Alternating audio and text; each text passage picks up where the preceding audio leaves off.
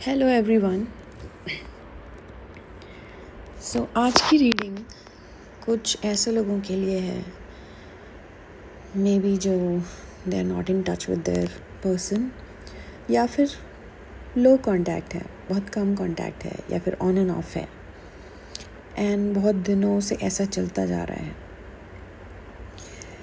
So if you look at the first card which is night of pentacles, night of pentacles is somebody who is dependable, बहुत सोच समझ के काम करने वाला बंदा।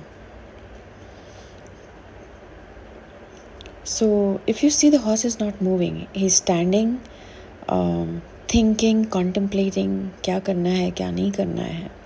बट उसके नीचे एक कार्ड है which is 5 of Pentacle, which shows lack mentality. So means अभी भी back in the background something is running as if he's been left out, या तो आपकी ठीक से बातचीत नहीं हो रही है, तो इसलिए this person is still contemplating.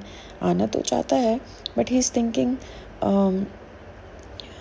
कि पता नहीं वर्कआउट होगा कि नहीं होगा and all that then however अगर आप इसकी रियल फीलिंग्स देखेंगे तो it's like he wants 10 of Pentacles. आपके साथ एक हैप्पी फैमिली देखता है and a long-term relationship, a commitment, and he seems to be somebody who wants a serious relationship in future. Then comes Knight of Cups. 10 of Cups के नीचे Knight of Cups आया है combination में, which shows maybe आपकी तरफ कोई offer आ सकता है। And Knight of Cups, he is if you see, he is very soft, kind, gentle, loving, and slow moving, not in a rush. So which is good. I mean, जो चीज़ जितनी जल्दी आती है उतनी ही जल्दी जाती है. So if he is thinking a lot and he wants to come forward and taking slow and steady steps, so I think it is good for you. Then comes Ace of Swords, which shows कि the other person has got some sort of mental clarity. कुछ तो उसको clarification मिला है, या फिर clarity आई है उसको लाइफ में कि उसको चाहिए क्या।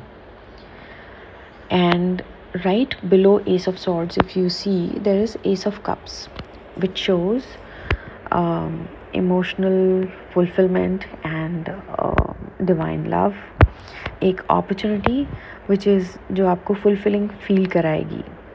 But then overall energy if you see, it's of temperance which says, अगर आप देखेंगे तो एक पैर उस एंजल का पानी में है और एक ग्राउंड पे है, विच शोज़ कि may be your emotions are not balanced at the moment. So even if अगर आपको लगता है कि सब कुछ अभी ठीक हो जाए, तो क्योंकि आपका अपना ही inner self is not that balanced, you might just lose it, फिर से वही हो जाएगा जो होता आया है।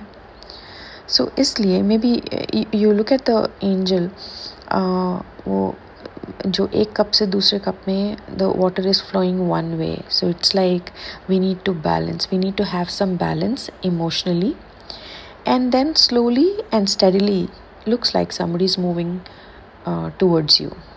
I hope this helps. Thank you.